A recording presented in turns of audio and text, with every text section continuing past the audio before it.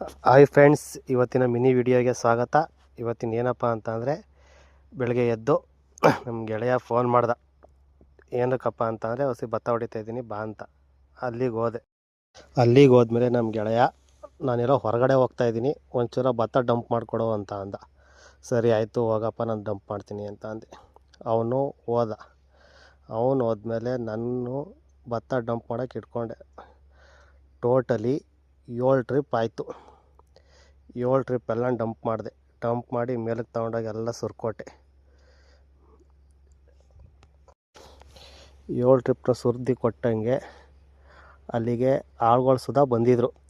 ಏನಕ್ಕಪ್ಪ ಅಂತಂದರೆ ಭತ್ತ ತುಂಬಕ್ಕೆ. ಅವರು ನಾನು ಸುರಿದಂಗೆ ಎಲ್ಲ ಅವರು ತುಂಬ್ಕೊಳ್ತಾಯಿದ್ರು ಬೇಗ.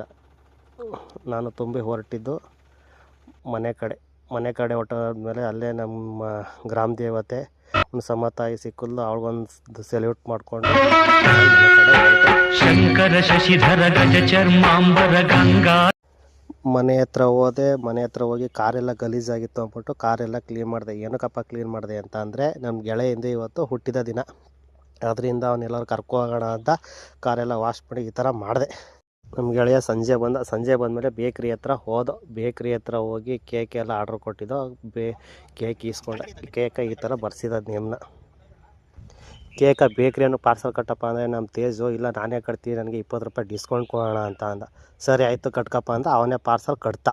ನೋಡಿ ಯಾವ ಚಂದ ಕಟ್ಟ.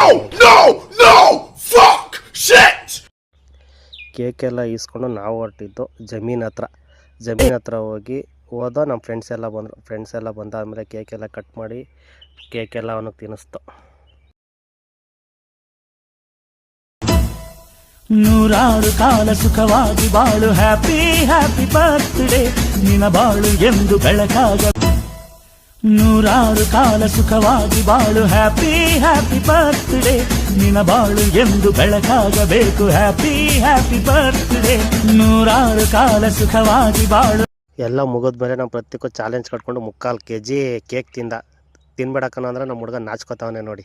ಇಷ್ಟೇ ವಿಡಿಯೋ ಇವತ್ತು. ಬಾಯ್.